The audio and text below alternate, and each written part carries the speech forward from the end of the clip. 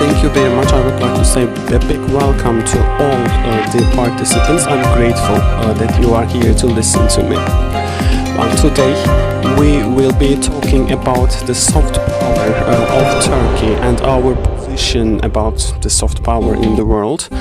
And as our moderator,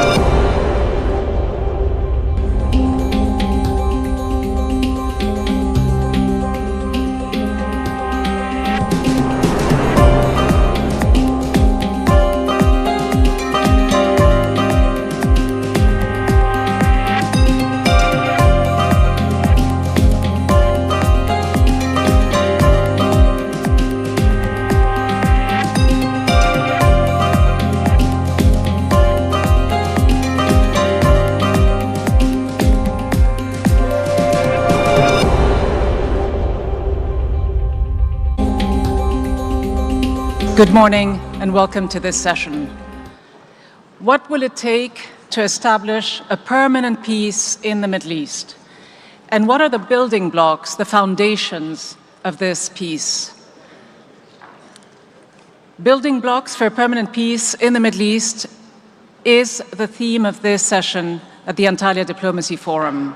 I'm Rida Fakhri and I'm delighted to be here once again and to moderate this session, which is as timely today as it might have been years, if not decades ago, but which has become today more pressing and more urgent than ever before, especially since the ongoing onslaught on Gaza began.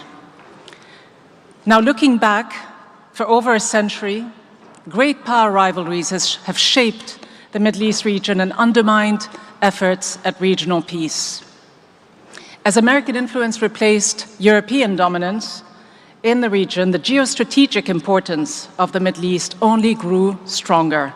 As one US president once said, "No region in the world is more fundamental to America's security or peace in the world than the Middle East. A free, peaceful Middle East would represent a source of promise and opportunity. It would serve as a vital contributor to the prosperity of the world." This was back in the early 2000s. Yet, the prospect of a permanent peace for Palestinians, a peace that is based on justice and equality, seems more elusive today than it has ever been. As Israel's devastating war on Gaza continues unabated and gross violations of international law go unpunished. Can there be genuine, lasting peace without justice, without an end to Israel's illegal military occupation? Can there be peace if the United States and other powerful Western nations continue to shield Israel from accountability at the UN Security Council?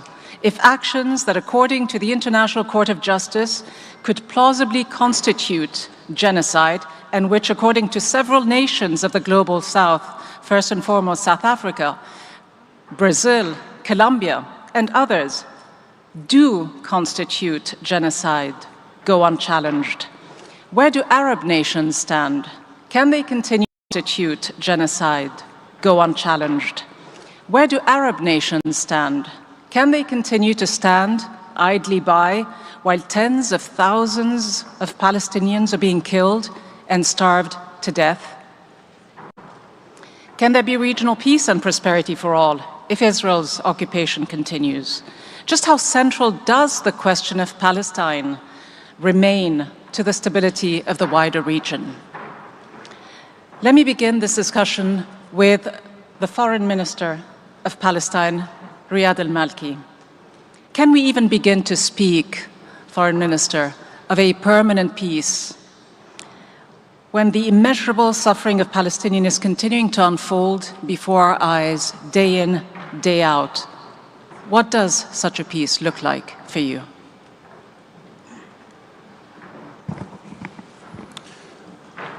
Well, it should be a peace based on justice. Of course, I'm not really seeking comprehensive justice. I'm seeking partial justice. But based on justice, based on equality, based on the right to self-determination, based on the right to live free and to be treated as such, and to be equal among many, among others. I don't believe that the Palestinians are different, less than others, or more than others. The Palestinians want to be equal to all others, and they believe that they have all the right to that. This is exactly the answer. The answer is that without Palestine, without peace to the Palestinians, there is no peace, security in the whole Middle East.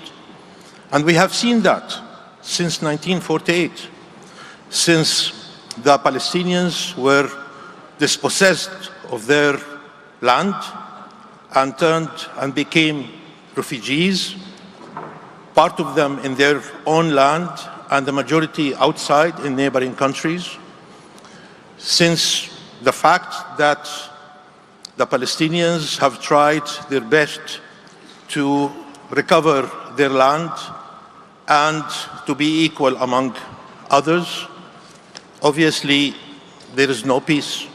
And we have seen that happening. Israel has tried seeking security for its own citizens, and they thought that the best way to achieve that is through war.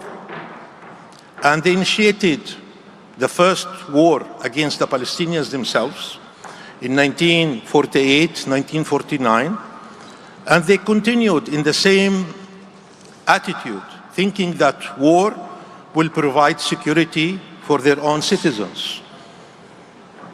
After 75 years, I believe they should realize that war did not provide security for their own citizens, and that they have to reverse course. They have to think differently. They have to acknowledge that peace will provide security for their own citizens, but not peace with the neighboring countries, with the exception of the Palestinians, ignoring the Palestinians, overjumping the Palestinians, and trying to reach peace with all neighboring countries, and with the exception of the Palestinians.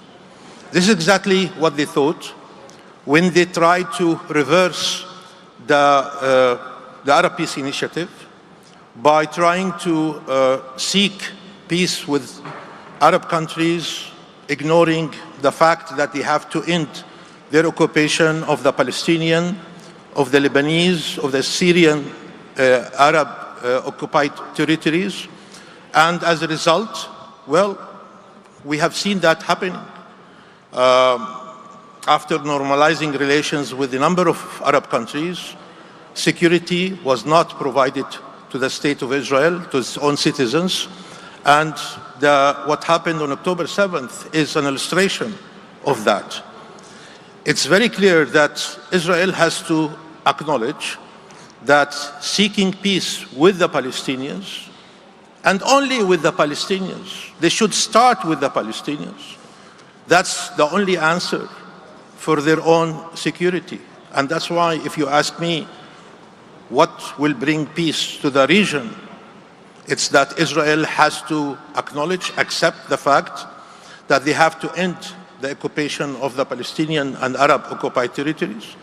They have to recognize the fact that the Palestinians have the right to self-determination and to materialize their own independent state on the 67 borders with East Jerusalem its capital. That's the only guarantee for Israel to do such thing.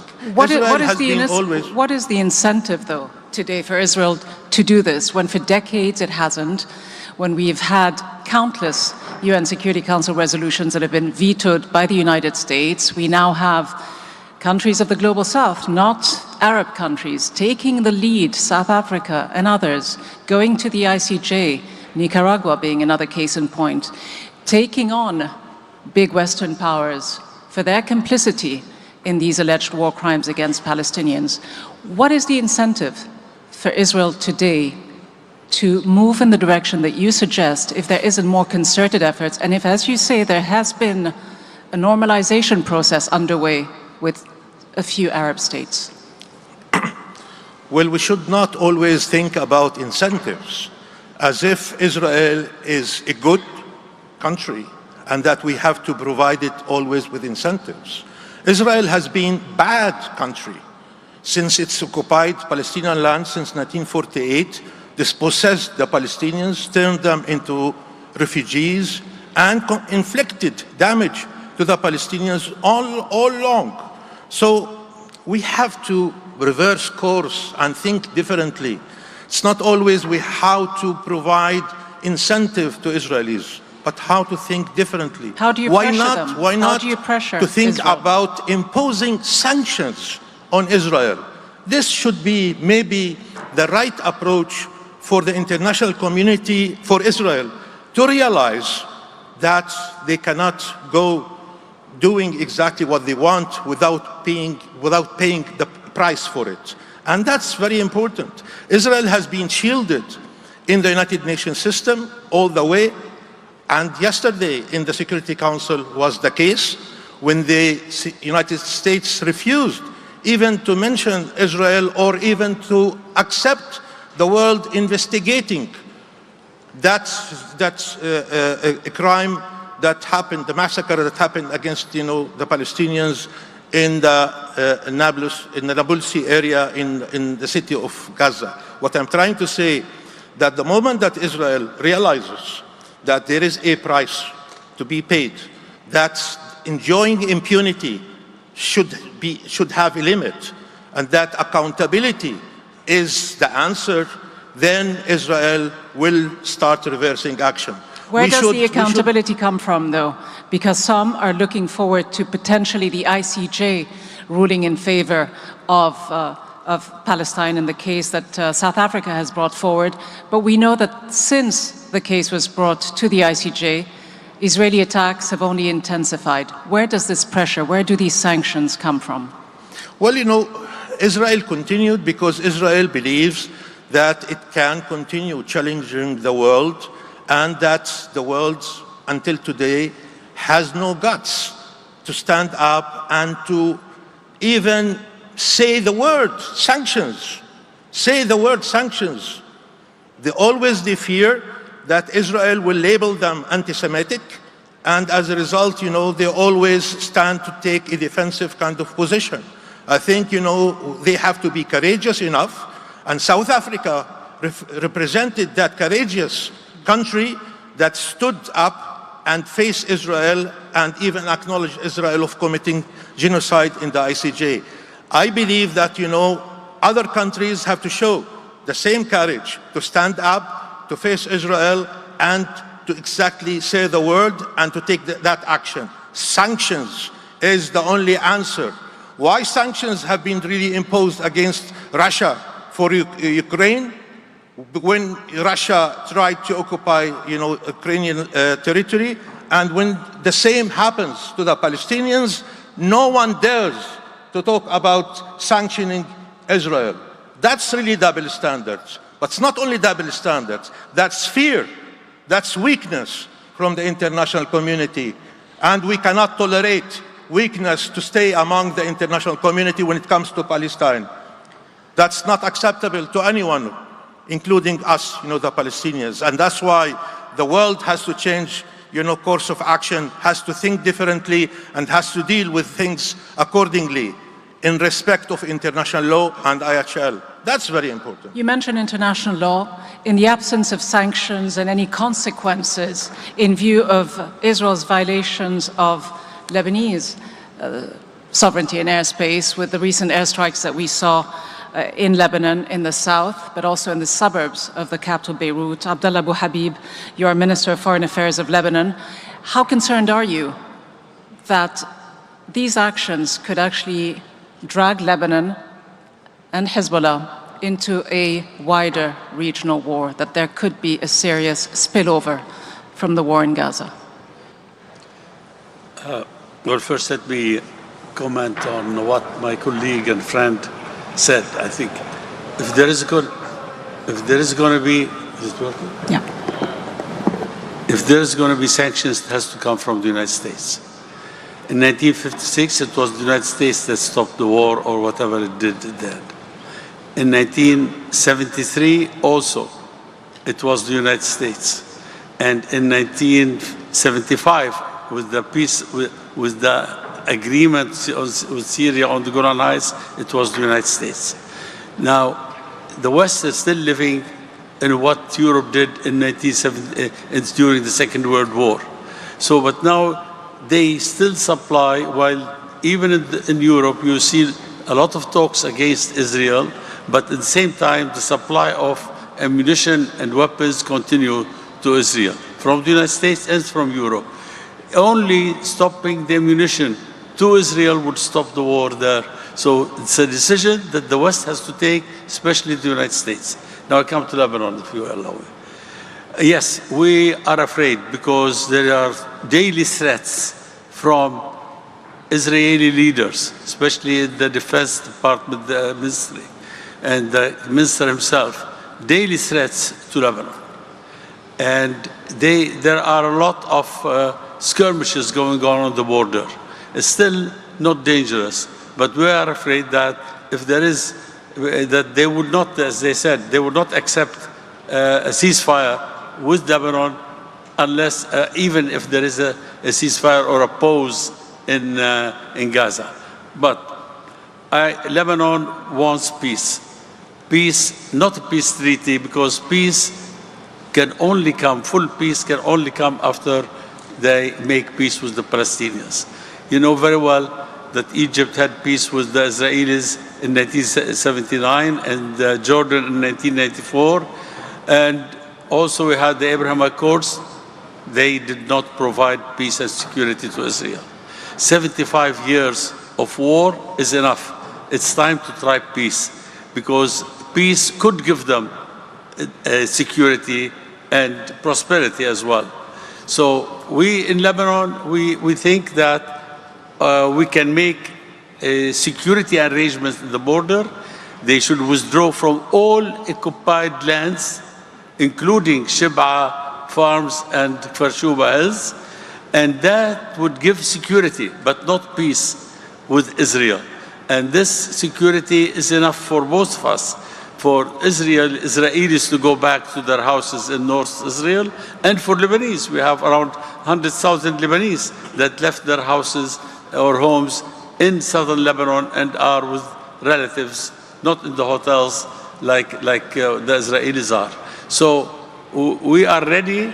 We want really a partial peace, which is security on the border. We're ready for it. We're ready for negotiations, whether through the United Nations or through the United States or France or any side that is interested in providing some kind of mediation between us and the United States. Let me add one point, is that the Maritime Borders Agreement that we had with Israel, it was really done by the United States. We didn't have to sit together, and with the help of the French as well. You say you're ready for peace and agreement and some kind of new arrangement towards the border. But there have been tit-for-tat attacks between Hezbollah and Israel. In fact, earlier this week, Hezbollah shot down an Israeli drone above Lebanon. Israel then responded by attacking Israel, launching missiles 15 kilometers into the country. Could these actions lead to serious miscalculation? Could the situation spiral out of control? How alarming is it for you? And do you believe that Hezbollah will restrain itself? Are you able to control events on that front? We are afraid, no doubt they're afraid, but we are not afraid from Hezbollah. Hezbollah have stated that if there is no invasion, they don't want a war. There are skirmishes, and if there is a pause in Gaza, they will also do it in Lebanon or with Israel in our borders. They've made that commitment, but the Israelis haven't. They said they will continue to target Hezbollah even after a ceasefire in Gaza. Well, we've sent so many messages through Western powers to Israelis. They are the country, let them declare war, let them go, peace or ceasefire with our borders and our borders between us. Let them go to the United Nations and ask for ceasefire. We asked many European countries to themselves ask ceasefire, but after asking the Israelis do not want ceasefire. So we are at a crossroad now. Yes, we are afraid, but it doesn't mean that Israel can come and think that this is a picnic to come to Lebanon and have war against Lebanon. Because a war against Lebanon is going to be a regional war. It's not going to be only a single war with Lebanon. And Hezbollah is not something to play with. Also, they know that very well, and I think it is very dangerous for us. We are also afraid that our country will be destroyed, but they will be damaged as well. Do you feel that Israel is intent on opening this front with Lebanon? Most of the messages we get is in this direction. But we got some messages also that they are somehow peaceful and they want to negotiate a border agreement. What about the wider region, Gulf countries, two of which have signed bilateral agreements with Israel?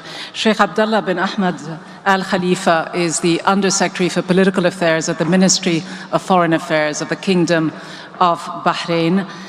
In 2020, Bahrain, as well as the UAE, the United Arab Emirates, and then Morocco and Sudan signed agreements normalizing diplomatic relations with Israel. Others were expected to follow, reportedly Saudi Arabia, but the events in Gaza seem to have put this on hold, at least for now.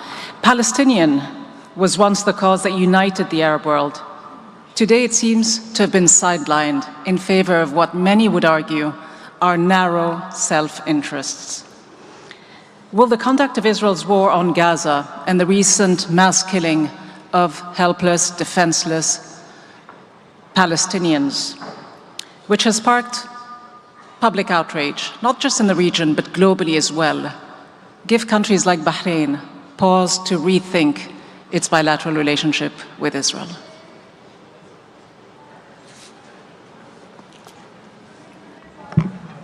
Thank you for this, Rita. I believe the tragedy that unfolded on October 7th should force us to focus on what peace might look like. And when speaking about the building blocks of a permanent peace in the Middle East, I believe they are clear. And three building blocks I would like to identify. First, the United Nations Security Council resolutions 194 and 242, demanding the return of Palestinians and the withdrawal of Israel to the 1967 borders, that being before the June War. Second is the resolution by the Palestinian National Council of November 15, 1988, accepting a two-state solution. And the third building block is the Arab Peace Initiative proposed by the Kingdom of Saudi Arabia in 2002, that Israel would withdraw to the 1967 borders in exchange for recognition by all Arab states. Putting these three building blocks in place, we will have two states side by side with east of Jerusalem and most of the West Bank reverting to Palestine, the Golan Heights to Syria, with minor border problems solved, sometimes with creative adjustments. No big revolution, only common sense. But there are minimum and maximum demands on both ends. So Palestine has 3 minimum non-negotiable demands. Palestinian state, in line with blocks 1 and 2 that I just mentioned, with east of Jerusalem as the capital, and the right of return as a right, numbers to be negotiated. And Israel has 2 minimum non-negotiable demands: the recognition of the Jewish state, Israel, within secure borders. All 5 goals are legitimate and compatible. Rita. How does all this happen, though, in the absence of real pressure? You heard the Palestinian foreign minister talk about the need, not for incentives, but for pressure, for sanctions against Israel. Now, some may look to the wealthy Gulf nations among Arab nations to employ some of its leverage on the United States, to lobby so that the United States would stop its transfer of weapons to Israel, to the extent possible. What is the leverage at your disposal, and what is the red line for Bahrain? Will the relationship with Israel remain intact, regardless of what crimes are being committed? The eruption of any conflict or war is due to the failure of diplomacy. And at the end of every war or conflict, there will be diplomacy required. And I believe country-led diplomacy is always the way forward. And in times of conflict, it would be impossible for any country to be involved in any efforts of mediation or reconciliation if it imposes unilateral measures against any party in that conflict. The Kingdom of Bahrain, led by His Majesty King Hamad, has always been a constructive partner, has always been an advocate for peaceful coexistence. And we believe that achieving peace will never be through isolation, extremism, or aggression, but rather through communication, dialogue, and peaceful means. And this is what we will continue to advocate for in the Kingdom of Bahrain. If it is business as usual, then, for the most part, for Arab countries, Hussam Zaki, Assistant Secretary General of the League of Arab States. It is not business as usual, Rita, if I may. Sorry to interrupt. Don't misunderstand me. It is not business as usual. We will continue to stand shoulder to shoulder with the Palestinians in support. The Foreign Minister of Bahrain was the first Foreign Minister to go and visit President Mahmoud Abbas in Ramallah on October 29th. Having an open channel of communication is more important in times of war and conflict than in times of peace and friendship. So we continue to support the Palestinians as we have always been and will continue to do so. Again, many Palestinians, and we've heard them on our TV screens, have been pleading for Arab nations to do more, to show more than symbolic gestures of support. But I take your point that there may be behind the scenes diplomatic maneuvers. We simply haven't seen that materialize into any concrete new policies or measures or pressures on Israel. So Hussam Zaki of the Arab League, there's often been criticism, as you well know, of the League for making a lot of statements, for holding quote-unquote emergency sessions. But many people would argue in the Arab world and across the world that the Arab League is little more than a talking shop, that it's mostly all talk and very little action. Is that fair criticism?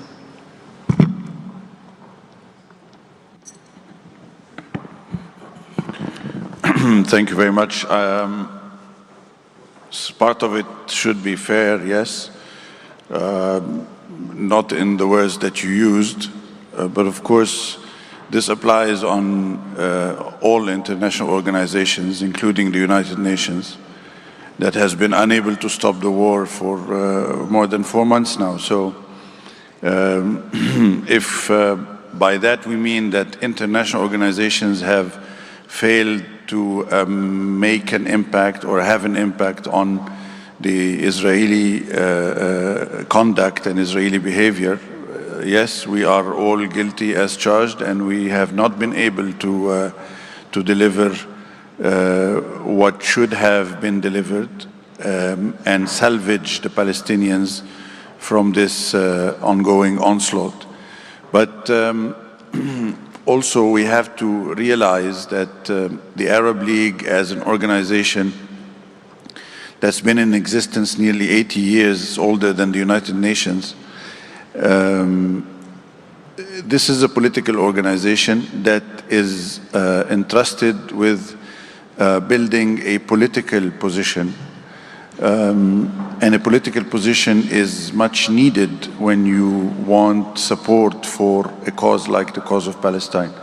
So what happens is that this forum called the Arab League, this organization called the Arab League, which provides the gathering point for all Arab states, 22 of us, actually builds or is charged and entrusted with building this political process, political position that shields the Palestinian position, that enhances the Palestinian position, then together with the Islamic Conference, and then with other countries around the world, other groups, we build the international consensus that gives the Palestinian position this solidity that it needs, this standing that it needs around the world. So when you look at the bigger picture and the bigger organization, which is the United Nations, you realize that the Palestinians, whenever they go ahead and put forward something that they want the international community to adopt, it is much easier to adopt because of this support, the support that they get from their Arab brothers, from their African brothers, Islamic countries, other non-aligned countries, and so on. So it is a part, an integral, very important part in building this political position that supports the Palestinians. So a little bit more than what you described. But again, nevertheless, it is a political organization that has the characteristics of all the political organizations that has these talking habits and reaching out and implementing decisions is something that proves always more difficult. And we both know the United Nations particularly well. You were based there for a long time while I was a journalist there many years ago. And it is the perpetual problem, isn't it, with these international organizations, regional political organizations, that they tend to be the sum of their member states. But that is also, in many respects, an easy way out of these challenges. Is there any room, beyond being a political platform for member states, for the Arab League to think outside the box, given the gravity of the situation today, which many are calling a genocide? Is there room for some kind of a strategy on a regional level, on an individual nation-state level? Back in 1945, the Arab League employed the economic sanctions or boycott against Israel. Then in 1973, we had the oil embargo. Times have changed, but is there room for any such action taken today by Arab governments? At this point, I think the Arab League is content by the fact that it has a political position supportive of the Palestinian plight and demand, and it stops there. But it doesn't mean that no Arab countries are involved in all the efforts that are underway in order to stop this criminal war. it is clear for everybody. I think all the audience here knows that there have been contacts, there have been efforts deployed by countries like Egypt, Saudi Arabia, Jordan, Qatar, UAE. Those countries are involved in contacts with the American side, with the Israeli side, and they are trying to get to the end of this situation. This is very complicated. It is not something that will happen easily because of so many factors, but those countries are involved. Those are Arab countries. So they we are always involved. hear that the situation is too complicated, and undoubtedly it is certainly complicated to the extent that you have 22 member nations and they each have their own national interests. But what would it take for the Arab League to issue sterner statements, to call a spade, to say, like other countries have, that what is going on today in Israel, or at the hands of Israel in Palestine, constitutes a genocide? Calling it a genocide is not a problem. We have done so. But that's, I think, if I understand the question or the line of the questions correctly, you are looking at a different stage of dealing with the problem. You are looking at, or you seem to hint that what is needed is more than just resolutions. You need actions and measures taken in order to put pressure on Israel. Like Minister Maliki said, these are sovereign decisions by member states. You have to reach that point. For the moment, my reading is clear. There is no such situation, especially that we have those countries that I just mentioned involved in the current efforts to end the situation. Doesn't mean that, and by the way, I need to make one thing clear.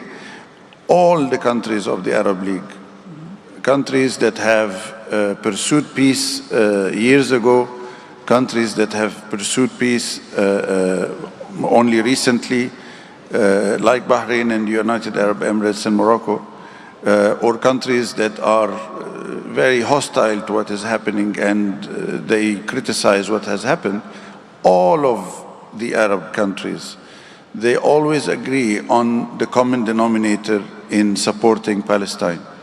And the resolutions of the Arab League, that's why they are so important, because in spite of what can be perceived as major differences and major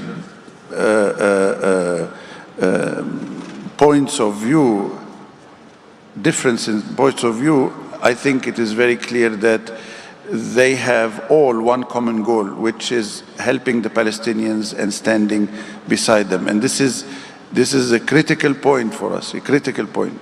And then we deal with other issues. Those are beside the point. But the very important issue here for us is standing beside the Palestinians. Let me ask Riyad al-Malki, is that enough support for you, for Palestine, from Arab states and the Arab League? Do they need to go beyond these words of support to a stage of action? Well, we have to paraphrase that question. If you ask me about political support, I will tell you absolutely yes, without any hesitation.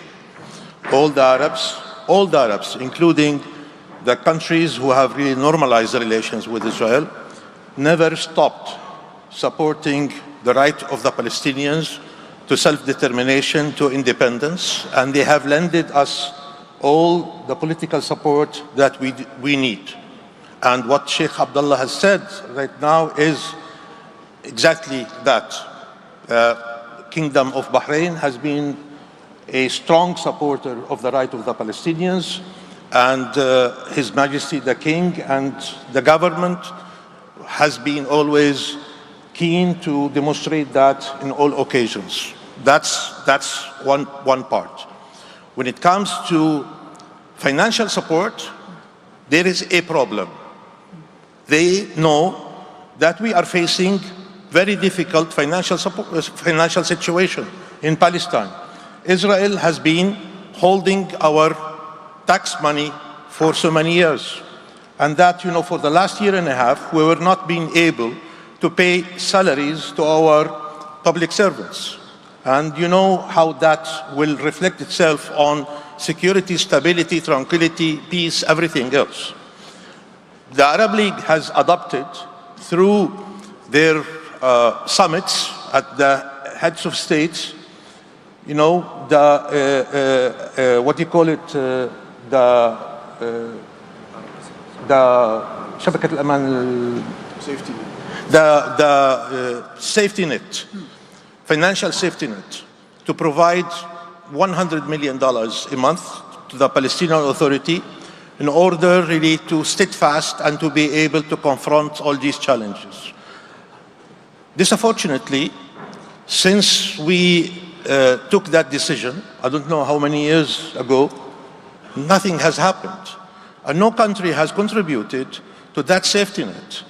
We have been re-adopting the same decision each and every Arab summit with no result whatsoever. So obvious, yes, we are satisfied at one point, but we are dissatisfied at other points. That's very clear. Yes, every time that we go to a summit, as we are going right now to the meeting of the Council of the Arab League at the ministerial level on the 6th of March, and we are going to present a number of draft resolutions on the Palestinian situation. All these resolutions will be adopted and passed unanimously by all countries. So politically, we don't have a problem. But still, there are other issues that we are trying to deal with them individually at bilateral level between Palestine, the state of Palestine, and each and every country, because they differ from one country to another. There are countries who have been paying their dues to the Arab League for a number of years, and others, they have been falling behind. And this is also an issue that requires to be discussed. But I wanted just to see if we can, if I can really just comment on what was really raised here. First of all, we have been working very hard for so many years in order to reach a consensus about the two-state solution. And the two-state solution has been the position adopted by almost all countries around the world, with the exception of one country, which is really Israel. And Israel has been denying, the implementation of the two-state solution through negating the right of the Palestinians to self-determination. Just recently, Netanyahu came out publicly and he said that he is completely against the two-state solution. So if we we face a situation where the two-state solution is not really applicable, then what is really applicable in order for the state of Palestine to be really materialized?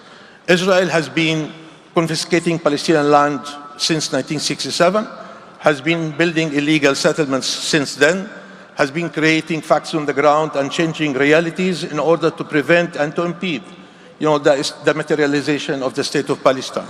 So here we have a challenge. That challenge is called two-state solution. What are we going to do with that challenge? Secondly, the Arab Peace Initiative that my Lebanese colleague has really referred to. The Arab Peace Initiative was very clear since its adoption in Beirut Summit in 2002.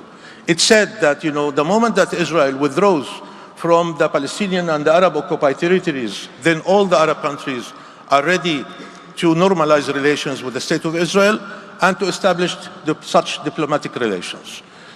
Israel, since then, has refused to accept the Arab Peace Initiative and to deal with it. And then Netanyahu has decided to, play back that Arab Peace Initiative to work, to implement it in reverse. By implementing it in reverse, he thought he could really, sideline the Palestinian dimension by jumping to normalize relations with the Arab countries and ignoring completely the base course or the core of the whole conflict, which is really the Palestinian matter. And it's very clear that this is very dangerous kind of course of action, that all the Arabs have to look at it seriously and to think about it in that manner. But have we gone past? Thirdly, have we gone past all this? Yeah. Thirdly, that Israel has been trying all the time to manage the conflict rather than to resolve it.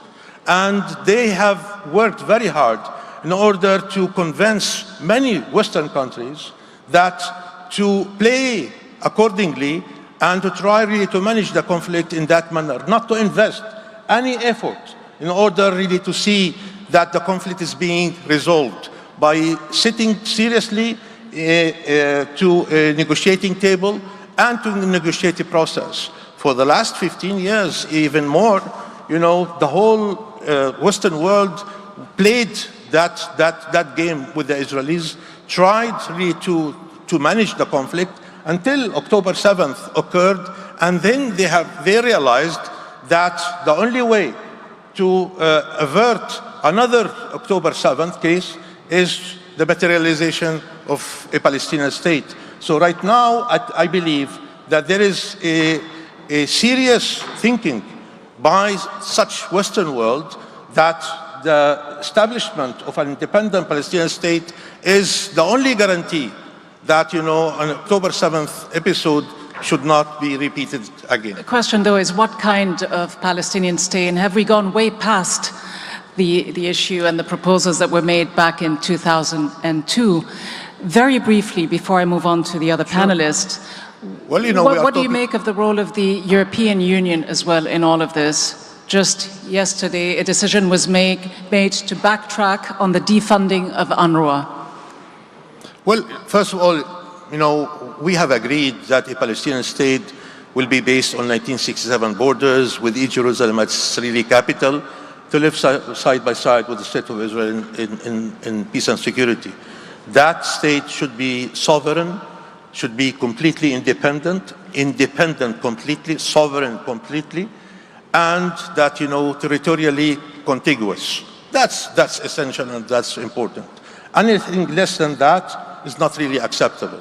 Now, obviously, Netanyahu has been trying all the time to prevent such a Palestinian state to emerge, and even trying really to weaken that Palestinian state all the time. Now, what happens with UNRWA is something else. Obviously, Israel is trying really to insinuate that a number of workers within UNRWA, 6, 7, 8, 12 out of 30,000 have participated in October 7th without really providing any kind of confirmation to such accusation. And as a result, they started trying to delegitimize UNRWA as a UN institution providing basic services to Palestine refugees. This is not anything new. Israel has been, waging such a campaign for so many years in the past, because, they know that the presence and the existence of UNRWA is a reminder of the Palestinian catastrophe, of the Palestinian Nakba. And Israel wants to erase that completely from the mindset of the whole world. They want to erase the fact that they are occupying the Palestinian land since 1967, and they want also to erase the fact that they have really displaced the Palestinians since the Nakba in 1948. And for them, UNRWA is the reminder of that catastrophe, that genocide that Israel has committed in 1948. And that's why they wanted to delegitimize UNRWA by attacking it all the time. And now they are accusing that, 8 or 12 employees out of 30,000 have been engaging in this without giving any kind of confirmation to that. And by doing so, they wanted the whole world to stop and to suspend their financial contribution to UNRWA's budget. Foreign Minister, While doing so on the ground, politically on the ground, Israel has been attacking Palestinian refugee camps in the West Bank, for the last 4 months on a daily basis, disrupting the life of Palestinian refugees in such refugee camps, destroying the infrastructure of the refugee camps in order to push the refugees out of these refugee camps to move to the cities in order to destroy the refugee camps, because the refugee camps are another symbol and another reminder that their presence reminds everybody that the issue of the Palestinian refugees are still alive and needs to be resolved. So Israel is having a comprehensive war against the Palestinian refugees through attacking UNRWA and attacking, the symbols of the Palestinian refugees through hitting and destroying the Palestinian refugee camps. And of course that affects neighboring countries as well. Jordan, where you have more than a few Palestinian refugees, obviously, and Lebanon, where you still have refugee camps for Palestinians. But trying to gauge briefly the European position on peace and stability in the Middle East. France has said that it will do what it can to make sure that the situation de-escalates along the Lebanon-Israel border. What is your view, Foreign Minister, of the kind of role the Europeans, particularly France, can play in the region today to stabilize the Middle East? Well, the Europeans as a group, it's very difficult for them to play a role because they are not united. But France or Germany or any one of them can play an important role. France has submitted to us a proposal that there are some good elements in it, and this coming week, we will respond to their paper, it became paper. It started as a non-paper, and we think there are some good points. But the main issue has been coming from most European countries who visited Israel and then visit Lebanon, is that, well, if Hezbollah does not go back 7 or 8 kilometers, there's going to be a war. That's the only thing coming from Israel. Nothing on peace or stability or security is coming from Israel on this issue. What we're asking is that there would be negotiations, indirect negotiations, so that we have really peace, full peace and complete peace on our borders with Israel. Like we have achieved the maritime border agreement, we have relative peace there. We can do the same thing on the land. And so far, they haven't been positive on this issue. They still want to hold a lot of the land they occupy. So, yes, everybody is willing, as my colleague here, Foreign Minister of Palestine said, that we're willing to talk, but, Israel is not willing to talk, neither with Lebanon nor with the Palestinians. They're following this issue since